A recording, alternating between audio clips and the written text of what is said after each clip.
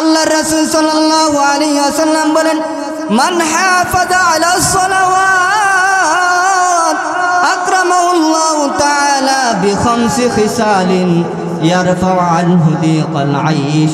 সর্বপ্রথম আল্লাহর পয়গম্বর বলেন, যে ব্যক্তি 5 ওয়াক্ত নামাজ আদায় করবে, আমার আল্লাহ পাক রব্বুল আলামিন ওই ব্যক্তির জীবন থেকে সংকীর্ণতা অর্থাৎ অভাব উঠিয়ে নেবেন। সুবহানাল্লাহ। দ্বিতীয় নম্বর, আল্লাহর রাসূল সাল্লাল্লাহু আলাইহি ওয়াসাল্লাম বলেন, ওয়া আযাবাল কবরি, মানুষ যখন মৃত্যুবরণ করে সর্বপ্রথম গাটি তাকে কবর। ওই কবরের মধ্যে যারা আযাব হয়ে যাবে, ওই কবরের সওয়াল জবাব যে পারবে না, কবরের মধ্যেই তাকে শাস্তি দেওয়া শুরু হয়ে যাবে। নাউজুবিল্লাহ। আর যে ব্যক্তি কবরের এই বিশাল বড় অবস্থানটা যে ব্যক্তি ছেড়ে দিবে, যার জন্য সহজ হয়ে যাবে কবরের হালতটা, যার জন্য সহজ হয়ে যাবে, আল্লাহ পাক রব্বুল আলামিন তাকে সব কিছু থেকে সহজ করে দিবেন। সুবহানাল্লাহ। আল্লাহর পয়গম্বর বলেন, আমার যে উম্মতেরা 5 ওয়াক্ত নামাজ জামাতের সাথে আদায় করবে, তাদেরকে দ্বিতীয় নম্বর যে পুরস্কার দেওয়া হবে, ওই বান্দি মৃত্যুবরণ করার সাথে সাথে কবরের আযাব তার বন্ধ করে দেওয়া হবে। সুবহানাল্লাহ বলবেন না? তৃতীয় নম্বর, আল্লাহর পয়গম্বর বলেন, যে ব্যক্তি 5 ওয়াক্ত নামাজ আদায় করবে, আমার আল্লাহ পাক রব্বুল আলামিনের পয়গম্বর বলেন, তার আমল নামা দেওয়া হবে ডান হাতে। বলেন না সুবহানাল্লাহ। আরে ডান হাতে আমল নামা পাওয়া তো সহজ, কিন্তু যারা বাম হাতে আমল নামা পাবে তাদের কেমন অবস্থা হবে, একটি হাদিস আমি আপনাদের সম্মুখে বলতেছি। আল্লাহর রাসূল সাল্লাল্লাহু আলাইহি ওয়াসাল্লাম বলেন, যাদেরকে ডান হাতে, যাদেরকে বাম হাতে আমল নামা দেওয়া হবে, বাম হাতে আমল নামা দেওয়ার সুরতটা কেমন হবে? আল্লাহ পাক রব্বুল আলামিন বান্দা বান্দীদেরকে বলবে, এ বান্দা বান্দীরা, দুনিয়ার জমিনের মধ্যে তোমাদেরকে 60 বছর 70 বছর 80 বছরের জিন্দেগি দান করেছিলাম, তোমরা কি করেছো, কিভাবে কাটাইছো, এইগুলার হিসাব এবার তুমি আমার কাছে দাও। দুনিয়ার জমিনের মধ্যে অপরাধী যখন অপরাধ করার পরে মুখ দিয়ে মিথ্যা কথা বলতে পারে, নিজেকে বাঁচাইতে পারে, কথা ঠিক না বেঠিক, কিন্তু কাল কিয়ামতের ময়দানে এমন সুযোগ দেওয়া হবে না। আল্লাহ পাক রব্বুল আলামিন বলেন, সেই দিন আল-ইয়াওমা নাখতিমু আলা আফওয়াহিহিম ওয়া তুকাল্লিমুনা আইদিহিম ওয়া তাশহাদু আরজুলুহুম বিমা কানু ইয়াকসিবুন। আল্লাহ পাক রব্বুল আলামিন কাল কিয়ামতের ময়দানে নাফরমানদের মুখ জবানকে বন্ধ করে দিবেন, তালা মেরে দিবেন, মোহর মেরে দিবেন। তারপরে তার হাত তার বিরুদ্ধে সাক্ষী দেওয়া শুরু করে ফেলবে এবং তার পাগুলা সাক্ষী দিতে থাকবে। সেই দিন আল্লাহ পাক রব্বুল আলামিনের কাছ থেকে কেউ রেহাই পাবে না, কথা ঠিক না বেঠিক? মুহতারাম হাজিরিন, আবার যখন বান্দা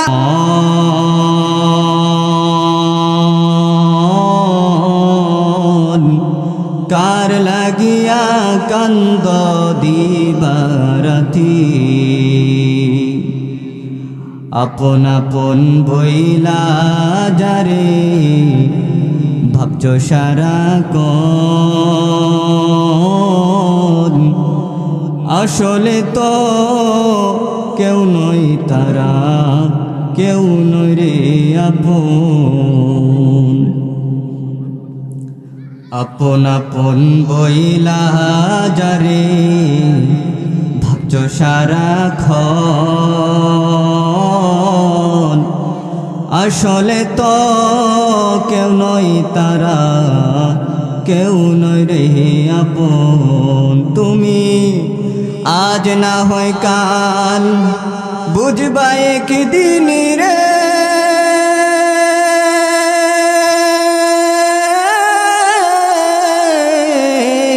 আজ না হয় কাল বুঝবা একদিন, নিবিলে জীবন বাতি, কার লাগিয়া কান্দ দিবারাতি।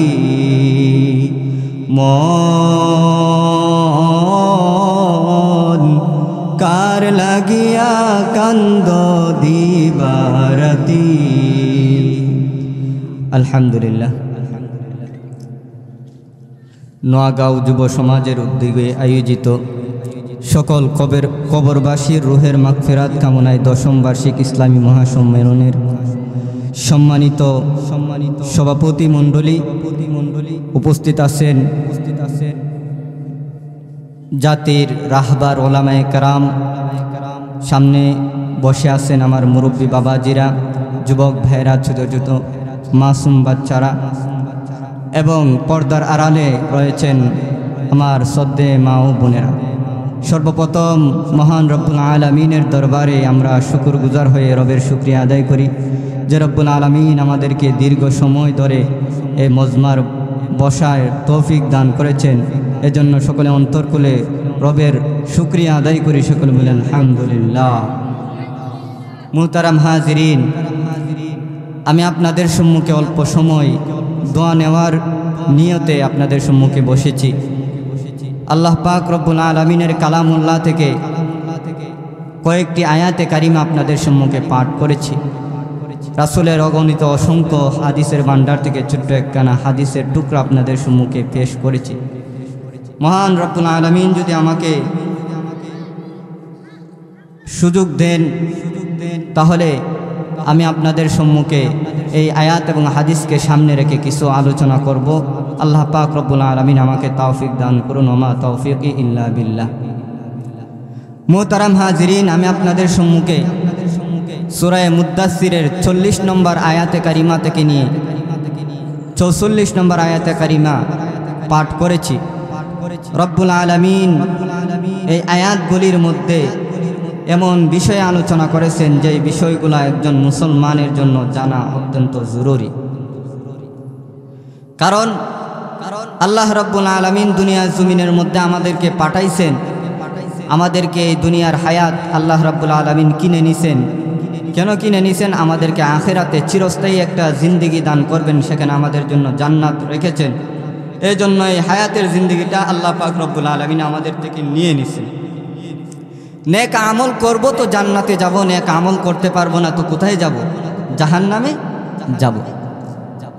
তো আল্লাহ পাক রব্বুল আলামিনের বিধান অনুযায়ী যখন মানুষগুলা সবাই যখন মৃত্যুবরণ করে ফেলবে, কিয়ামত যখন হয়ে যাবে, জান্নাতীদেরকে যখন জান্নাতে দেওয়া হবে, জাহান্নামীদেরকে যখন জাহান্নামের অর্ডার করা হবে, জান্নাতীরা জান্নাতে গিয়ে দেখবে যে তার সাথে দুনিয়ার জমিনের মধ্যে যারা ছিল, যেই সমস্ত বন্ধু বান্ধবরা ছিল, সাথীরা ছিল, তাদেরকে দেখা যাচ্ছে না। তারা কোথায়? তারা এভাবে পেরেশানির মধ্যে থাকবে, তারা চিন্তা করতে থাকবে তাদেরকে নিয়ে।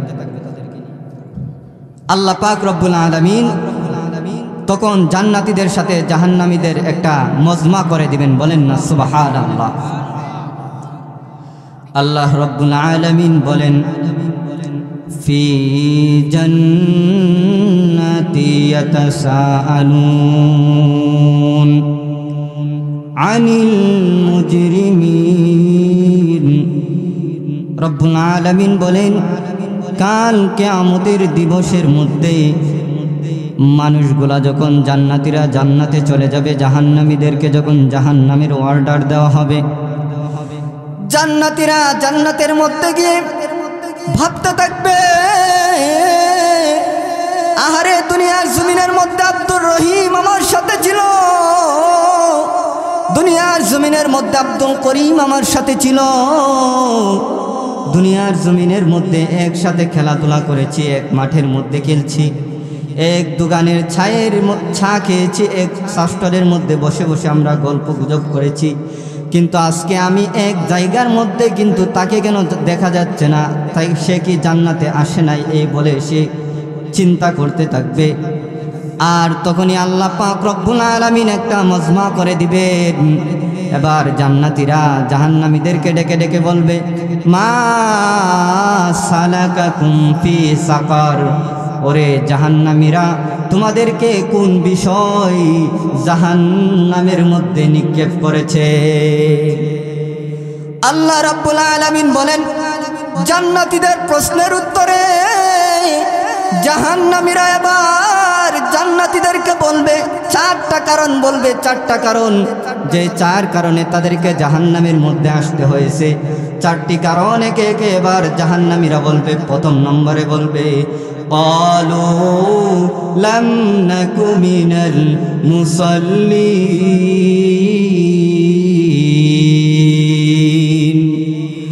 আল্লাহ পাক রব্বুল আলামিন এবার বলতেছেন জাহান্নামীরা জান্নাতীদেরকে বলবে, ক্বালু লাম নাকু মিনাল মুসাল্লিন, ওরে জান্নাতীরা দুনিয়ার জমিনের মধ্যে মুসল্লি ছিলাম না, মুসল্লি না হওয়ার কারণে আজকে আমাদেরকে জাহান্নামের মধ্যে নিক্ষেপ করা হয়েছে, নাউজুবিল্লাহ। এবার বলুন তো মুসল্লি কাকে বলে? যে জুমার দিন নামাজে আসে সে কি মুসল্লি? সাপ্তাহিক নামাজ যে পড়ে তাকে কি মুসল্লি বলা হবে? মাসিক নামাজ যে পড়ে, রমজান মাসে যে নামাজ আদায় করে তাকে কি মুসল্লি বলা যাবে? তাহলে আসুন এবার মুসল্লি কাকে বলে আমরা হাদিস থেকে জেনে নেই। আল্লাহর রাসূল সাল্লাল্লাহু আলাইহি ওয়াসাল্লাম বলেন, কাল কিয়ামতের ময়দানে আল্লাহর আরশে আজিমের ছায়া ব্যতীত আর কোনো ছায়া থাকবে না। ওই আরশে আজিমের ছায়ার নিচে 7 শ্রেণীর মানুষদেরকে আশ্রয় দেওয়া হবে, ছায়া দেওয়া হবে, সুবহানাল্লাহ। এদের মধ্যে একজন হলো রাজুলুন কলবুহু মুআল্লাকুম বিল মসজিদ। আল্লাহর রাসূল সাল্লাল্লাহু আলাইহি ওয়াসাল্লাম বলেন, ওই ব্যক্তিকে কাল কিয়ামতের ময়দানে আল্লাহ পাক রব্বুল আলামিন আরশে আজিমের মধ্যে ছায়া দিবেন, যার অন্তরটা সর্বদাই মসজিদের সাথে লেগে থাকতো, সুবহানাল্লাহ। এখন বলুন তো, যার হৃদয় সর্বদাই মসজিদ বিরাজমান থাকে, যার হৃদয়ে সর্বদাই মসজিদ থাকে, সে কি কোনো নামাজ ছাড়া থাকতে পারে? তাহলে বুঝা গেল জাহান্নামে যাওয়ার 1 নম্বর কারণ কি? নামাজ না পড়া। তাহলে আমাদেরকে কি করতে হবে? নামাজ আদায় করতে হবে। কারণ আল্লাহর রাসূল সাল্লাল্লাহু আলাইহি ওয়াসাল্লাম হাদিস শরীফের মধ্যে বলেন, আসসালাতু ইমাদুদ্দিন মান আকামাহা ফাকাদ আকামাদ্দিন ওয়া মান তারাকাহা ফাকাদ হাদামাদ্দিন। পয়গম্বর নবী সাল্লাল্লাহু আলাইহি ওয়াসাল্লাম বলেন, এ দুনিয়ার উম্মতেরা শুনিয়া নাও, নামাজ হলো ধর্মের খুঁটি। নামাজ যে কায়েম করবে সে যেন তার দিন ঠিক রাখলো, আর যে ব্যক্তি নামাজ কায়েম করলো না অর্থাৎ নামাজ পড়লো না সে যেন দিনকে নষ্ট করে ফেললো, নাউজুবিল্লাহ। তাহলে নামাজ পড়লে দুনিয়াতেও লাভ, আখিরাতেও লাভ। দুনিয়ার মধ্যে আমরা যারা নামাজ পড়ি না, নামাজ না পড়ার অন্যতম কারণ হলো যে আমরা আমাদের জীবিকা নির্বাহের জন্য আমরা নামাজ পড়ি না, কথা ঠিক না বেঠিক? কেউ ব্যবসা করে, ব্যবসার কাজে ব্যস্ত থাকার কারণে সে নামাজ পড়তে পারে না। কেউ রিক্সা চালায়, রিক্সার চালানো অবস্থায় সে সময় পায় না, নামাজ পড়ে না, কথা ঠিক না বেঠিক? সিনজি চালকে সিনজি চালায়, সময় পায় না, নামাজ পড়ে না, কথা ঠিক না বেঠিক?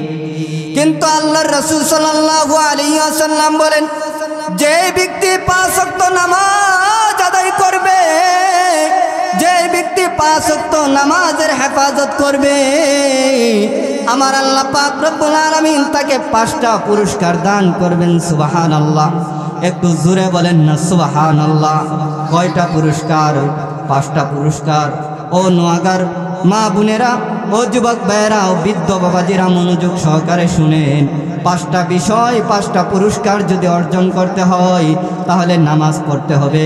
আল্লাহর রাসূল সাল্লাল্লাহু আলাইহি ওয়াসাল্লাম বলেন, যে ব্যক্তি 5 ওয়াক্ত নামাজ আদায় করবে, আমার আল্লাহ পাক রব্বুল আলামিন তাকে সর্বপ্রথম যে পুরস্কার দান করবে, ওই পুরস্কারের নাম হলো তাকে তার জীবন থেকে সংকীর্ণতা উঠিয়ে নেবেন, সুবহানাল্লাহ।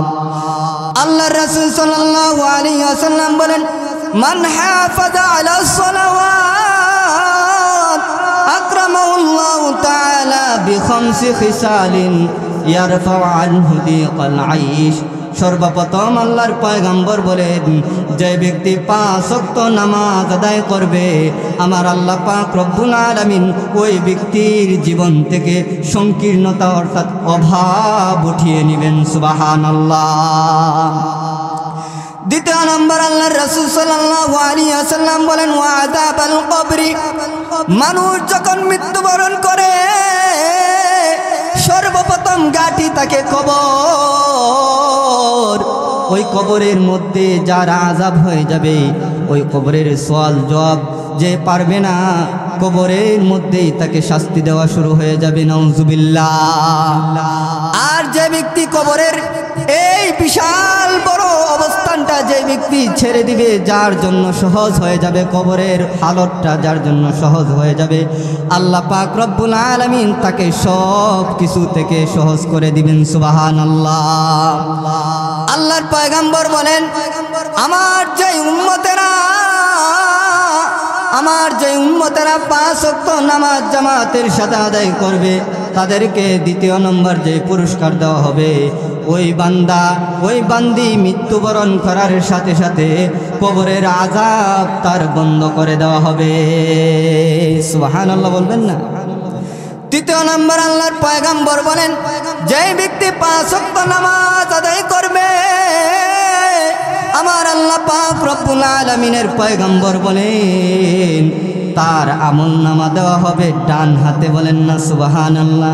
আরে ডান হাতে আমলনামা পাওয়া তো সহজ, কিন্তু যারা বাম হাতে আমলনামা পাবে তাদের কেমন অবস্থা হবে, একটি হাদিস আমি আপনাদের সম্মুখে বলতেছি।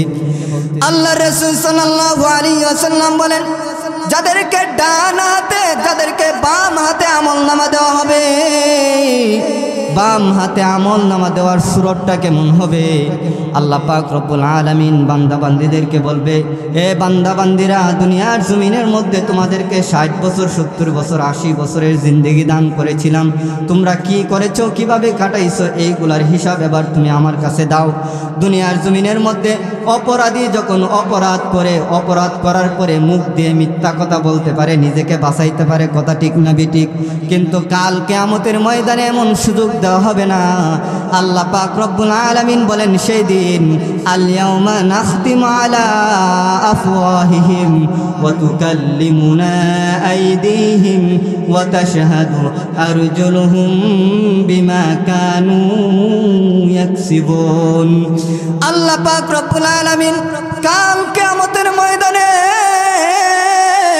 নাফরমানদের মুখ জবানকে বন্ধ করে দিবেন, তালা মেরে দিবেন, মোহর মেরে দিবেন।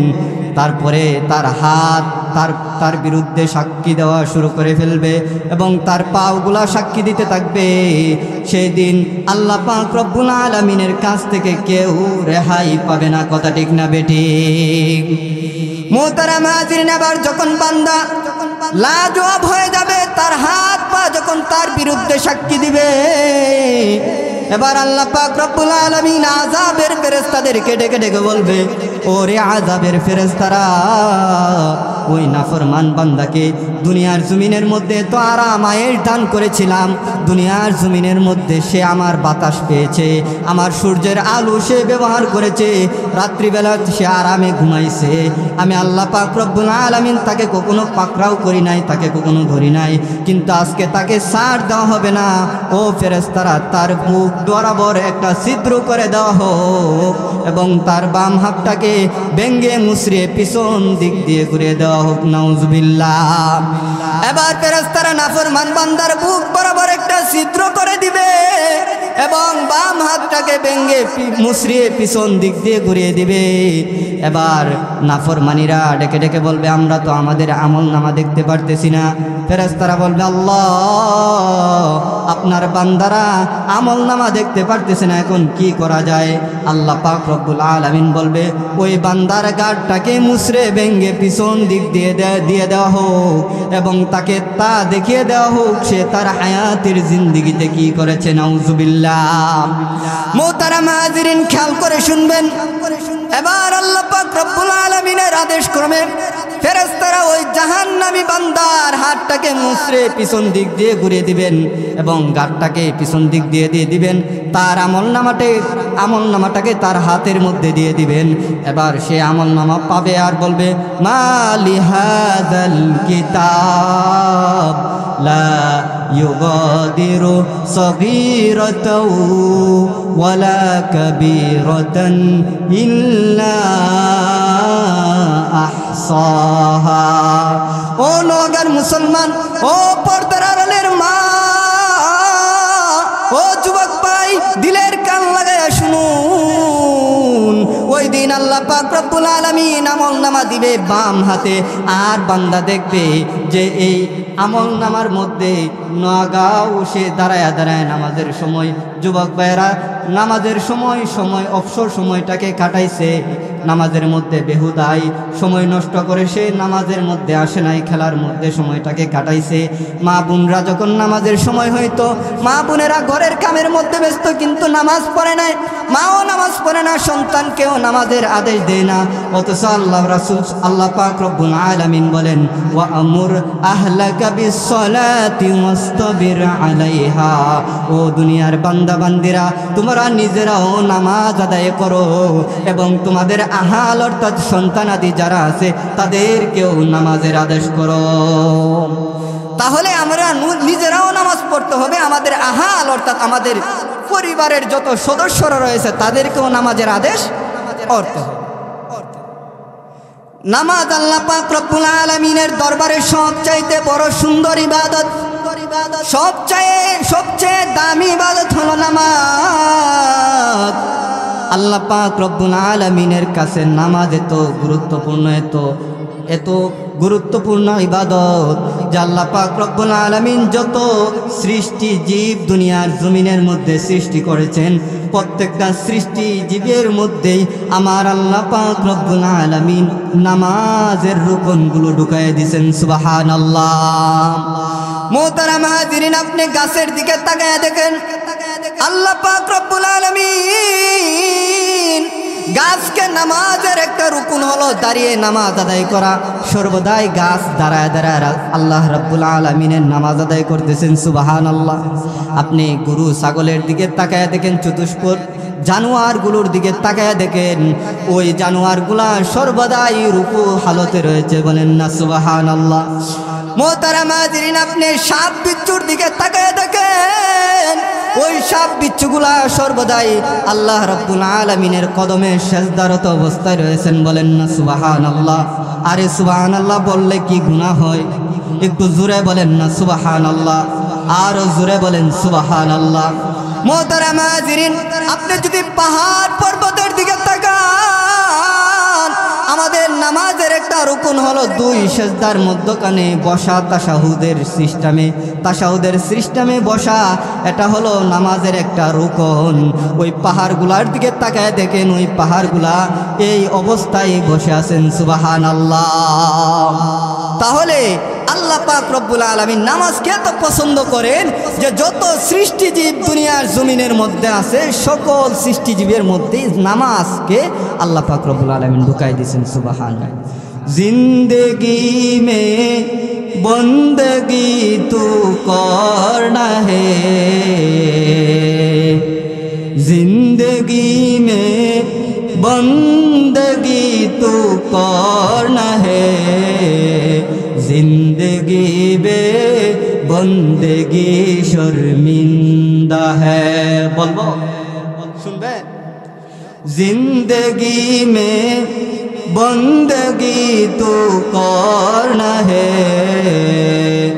जिंदगी बे बंदगी शर्मिंदा है, जिंदगी बे बंदगी शर्मिंदा है। आए थे हम कुछ न कुछ खरीदने को, जैसे हो शन मेरे कल्बो रहो, आए थे हम कुछ न कुछ खरीदने को, जैसे हो शन मेरे कल्बो रहो, वरना कोई चारा तो जहाँ में नहीं, वरना कोई चारा तो जहाँ में नहीं। এই জন্য মোহতারাম হাজিরিন, ইবাদত করব আমরা কার? আরো জোরে বলেন কার? আল্লাহ পাক রব্বুল আলামিন বলে, বান্দা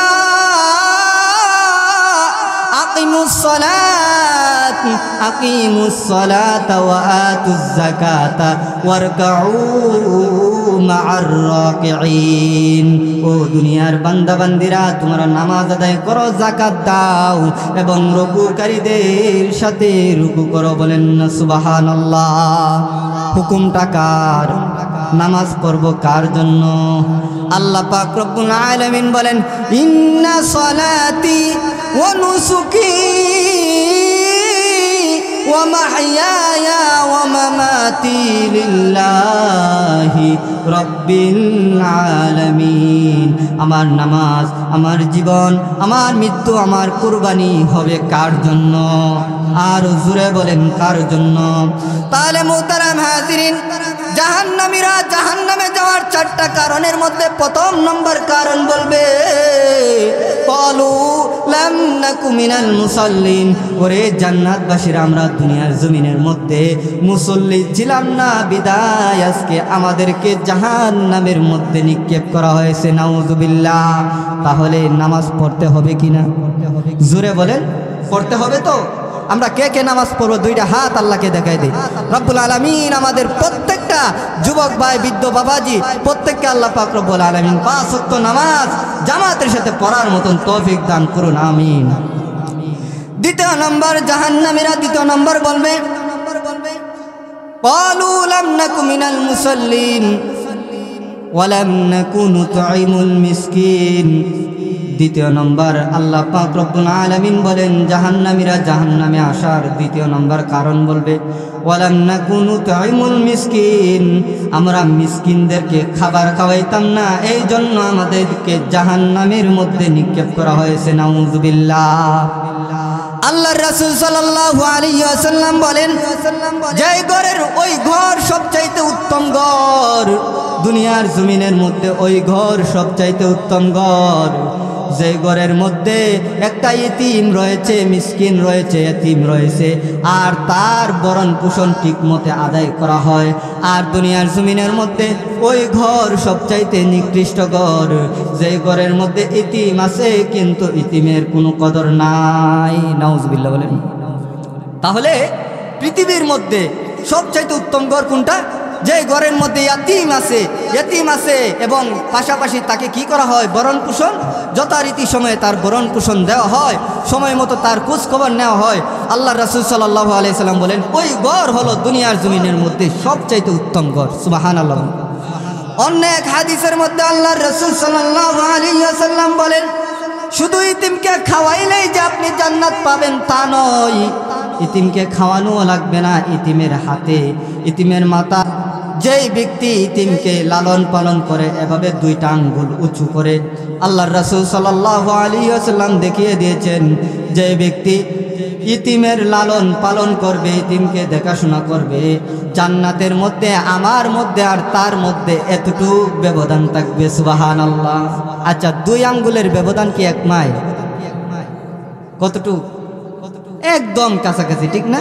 তো জান্নাতের মধ্যে যারা এতিমকে লালন পালন করবে, জান্নাতের মধ্যে আল্লাহ পাক রব্বুল আলামিন ওই এতিমকে লালন পালনকারীর সাথে আল্লাহর রাসূলের স্থান করে দিবেন। সুবহানাল্লাহ।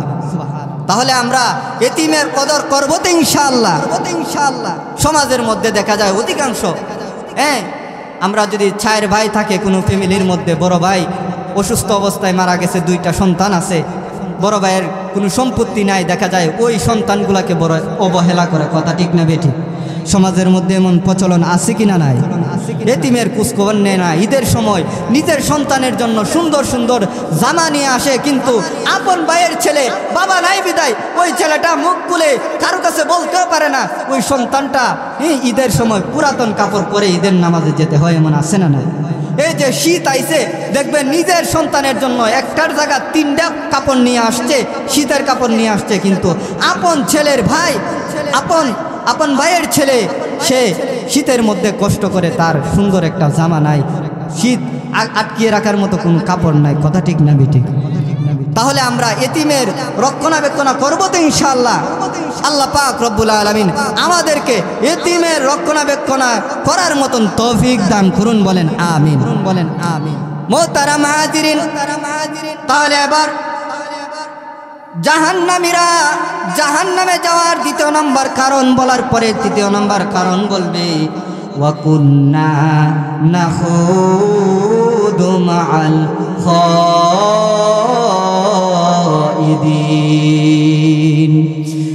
আল্লাহ পাক রব্বুল আলামিন বলেন, জাহান্নামীরা জাহান্নামে যাওয়ার তৃতীয় নম্বর কারণ বলবে, ওরে জান্নাতীরা, দুনিয়ার জমিনের মধ্যে নোয়াগাঁও যুব সমাজ এবং কবরবাসীর রোহের মাগফিরাত কামনায় সুন্দর একটা আয়োজন করা হয়েছিল ওয়াজ মাহফিলের, কিন্তু সেখানে আমরা যাইতাম না, আমরা দোকান পাটের মধ্যে সময় ব্যয় করতাম।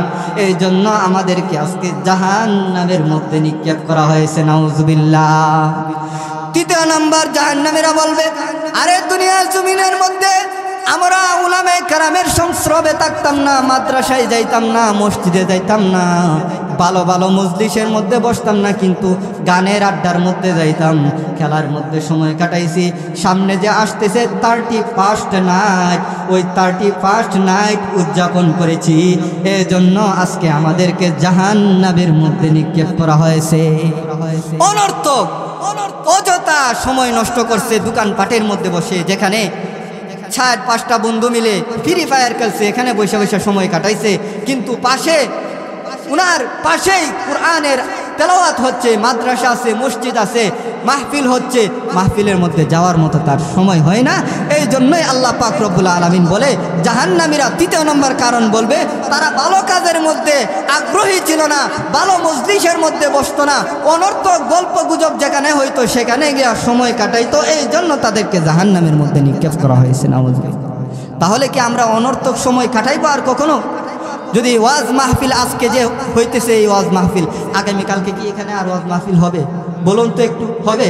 আবার 1 বছর পরে দেখবেন আল্লাহ যদি হায়াতে বাঁচায় রাখে, আপনাকে যদি আল্লাহ হায়াত দান করে, তাহলে আবার আপনি এই মাহফিল পাইতে পারেন, কথা ঠিক না মিটিং? কিন্তু যদি আপনার হায়াত যদি না থাকে, তাহলে কি এই মাহফিল আর পাবেন? ফিরে পাবেন না। দেখেন গত বছর অনেকেই সম্ভবত ছিলেন, এই মাহফিল পেয়েছেন, হায়াতের মধ্যে পাইছিল, কিন্তু আজকে কবরের মধ্যে আছে। এমন আছে না? নাই? আমি তো এই এলাকাতে থাকি, আপনাদের পাশের মসজিদের মধ্যে ইমামতি করতেছি, খতিবের দায়িত্বে আছি। আমি তো অনেকগুলা মানুষের জানাজার মধ্যে শরিক হয়েছি এই এলাকায়, যারা গত বছর এই মাহফিলের মধ্যে ছিল, কিন্তু আজকে নাই। বাবা, কোন হালতে জিন্দগিটা শেষ করে ফেলতেছেন একটু চিন্তা করে দেখেন। আহা বাবা, আপনার চেহারার দিকে তাকাইলে আপনার দাড়িগুলা সাদা হয়ে গেছে, চুলগুলা সাদা হয়ে গেছে, কিন্তু আপনার ভিতরে একবারও রবের ফিকির ঢুকে না, কবরের আযাবের কথা মনে পড়ে না, মৃত্যুর কথা স্মরণ হয় না। কেন বাবা এত গাফেল হলেন কিভাবে? কিন্তু দেখেন যে আপনার হায়াতের জিন্দগির মধ্যে, আপনি হায়াতের জিন্দগির মধ্যে কি আমল করছেন, কি নেক আমল আপনি পাইবেন? কোনো নেক আমলই তো আপনি করতে পারেন না। কি নিয়ে আপনার রবের সম্মুখে আপনি দাঁড়াইবেন বলেন না? মুহতারাম হাজিরিন, এই জন্যই আমাদেরকে সর্বদাই কার ইবাদত করতে হবে? আল্লাহর ইবাদত বন্দেগী করতে হবে। তো ফিকির করেন না, দেখেন না আপনার সাথের মানুষ চইলা গেছে, আপনি আছেন, আপনি কয়দিন বাঁচবেন? আরে এখানেও ইমন মুরব্বীরা আছেন, এখনো চিন্তা করেন, একটা বিল্ডিং কইরা সন্তানকে একটা বিল্ডিং কইরা দেওয়া যাইতে হবে, সন্তান কিভাবে সুন্দরভাবে চলবে, এই ফিকির নিয়ে ঘুরেন সারাক্ষণ, কথা ঠিক না বিঠিক?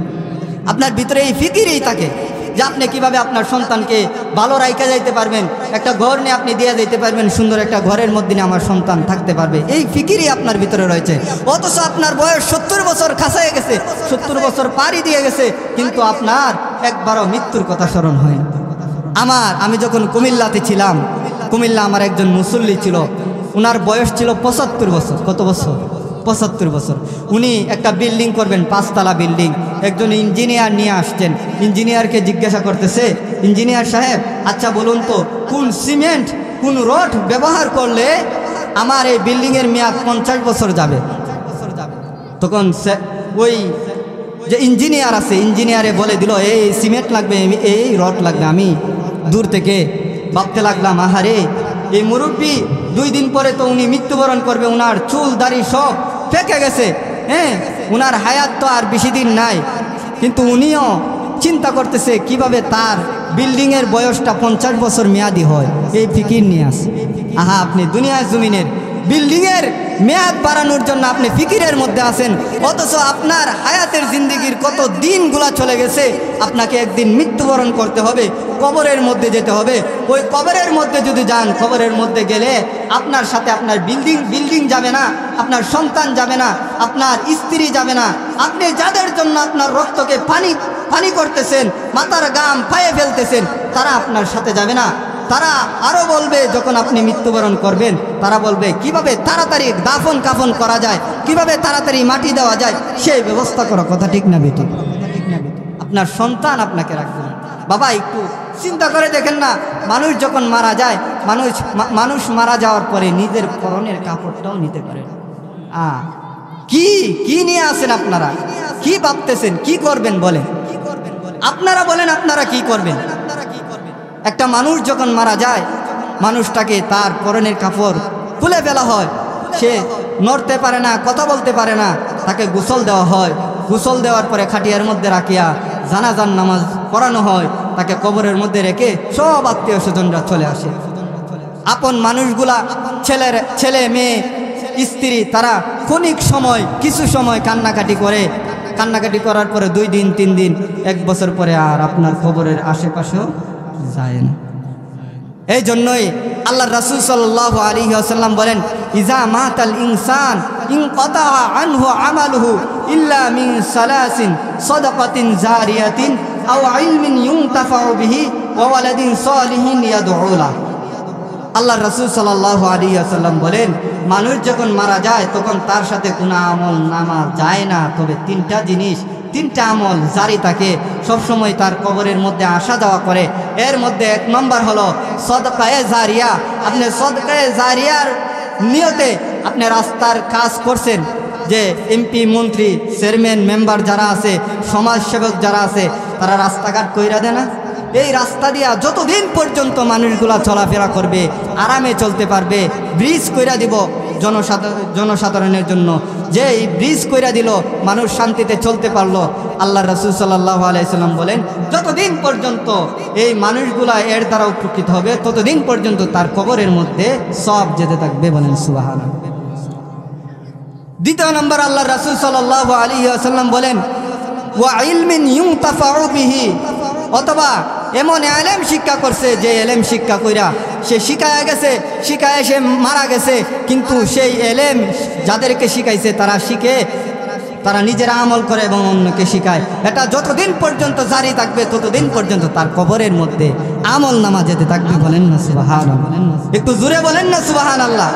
ঘুমাই গেছেন কেন নাকি? এশারের পরে এই অবস্থা, তাহলে রাত্রে 10টার পরে কি অবস্থা হবে আল্লাহ জানে। মুহতারাম হাজিরিন, 3 নম্বর আল্লাহ রাসূল সাল্লাল্লাহু আলাইহি ওয়াসাল্লাম বলেন, ওয়া ওয়ালাদিন ইয়াদউ লা, অথবা এমন একটা সন্তান, নেককার সন্তান রেখে যান, যে সন্তান আপনার কবরের পাশে দাঁড়ায় দাঁড়ায় বলবে, রব্বির হামহুমা কামা রব্বায়ানি সগীরা। তাহলে 3টা আমল আপনার বাকি থাকবে। বাবা, আপনি মরে যাবেন, কিন্তু আপনার আমল নামার মধ্যে এগুলা যাইতেই থাকবে, যাইতেই থাকবে। বলেন না সুবহানাল্লাহ? তাহলে এবার জাহান্নামে যাওয়ার 3য় নম্বর কারণ বলবে, ওয়া কুন্না নাখুদু মাআল খাইদিন। আমরা দুনিয়ার জমিনের মধ্যে ওয়াজ মাহফিলে সময় দিতাম না, অনর্থক গান বাজনার মধ্যে সময় দিতাম। আর বছরে একবার 31st নাইট উদযাপন করতাম, মানুষের ঘুমকে হারাম করতাম, মানুষকে ঘুমের সময় কষ্ট দিতাম, আতশবাজি পটকাবাজি করতাম। এই জন্য আমাদেরকে আজকে জাহান্নামের মধ্যে নিক্ষেপ করা হয়েছে। এরপর আল্লাহ পাক রব্বুল আলামিন বলেন, জাহান্নামীরা জাহান্নামে যাওয়ার 4 নম্বর কারণ বলবে, ওয়া কুন্না নুকাযযিবু বিয়াউমিদ্দিন। যে দুনিয়ার জমিনের মধ্যে ওয়াইজিনরা, বক্তা সাহেবরা, তারা স্টেজে বৈশা বলছে কিয়ামত একদিন হবে, সব কিছু শেষ হয়ে যাবে, নিজেও শেষ হয়ে যায়, বা এইগুলাকে ভয় করো। কিন্তু আমরা শুনেছি ভালোভাবে এইগুলাকে বিশ্বাস করতাম না। নাউজুবিল্লাহ। এই জন্য আজকে আমাদেরকে কোথায় নেওয়া হয়েছে? জাহান্নামের মধ্যে নিক্ষেপ করা হয়েছে। এই যে উলামায়ে কেরামরা ওয়াজের ময়দান থেকে বারবার বলতেছে, বাবা হাসরের ময়দানে আপনাকে দাঁড়াইতে হবে, হাসরের ময়দানে দাঁড়িপাল্লা দাঁড় করানো হবে, আপনার আমল নামা ওজন করা হবে।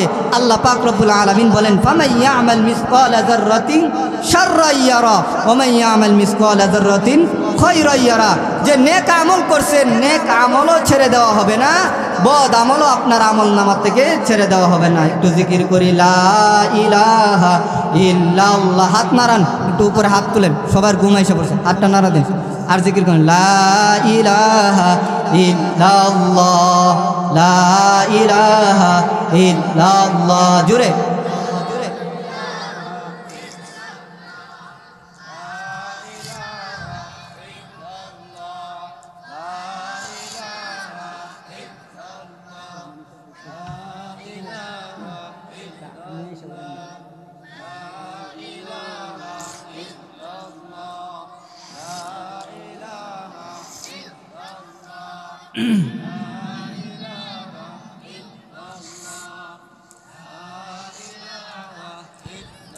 লা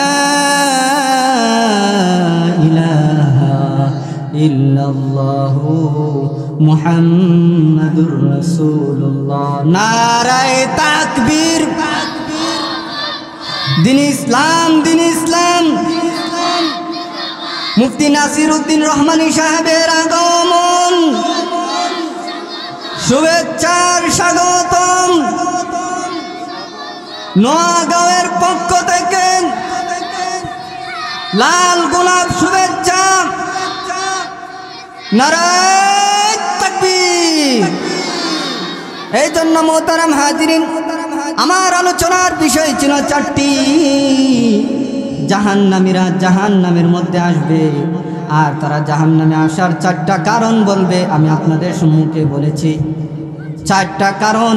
মানুষ যদি নামাজ না পড়ে এবং যদি ক্ষুধার্তদেরকে খাবার না খাওয়ায়, মিসকিনদের খেদমত না করে, এবং যদি সেই কিয়ামতকে বিশ্বাস না করে, তাহলে তাকে কোথায় যেতে হবে? জাহান্নামে। তাহলে আমরা নামাজ পড়বো তো ইনশাআল্লাহ। মুহতারাম হাজিরিন, আসলে বড় উলামায়ে কেরামরা স্টেজের মধ্যে চলে এসেছেন, আমার মতো ছোট মানুষ এখানে কথা বলার শোভা পায় না। আমার জন্য দোয়া করবেন, আমি হুজুরের কাছে খাস করে দোয়া চাই। আল্লাহ পাক রব্বুল আলামিন যেন আমার জবানকে সুন্দর করে বলার, আপনাদের সম্মুখে উপস্থাপন করার তৌফিক দান করে, দিনের জন্য কবুল করে। আমিন। ওয়া আখিরু দাওয়ানা।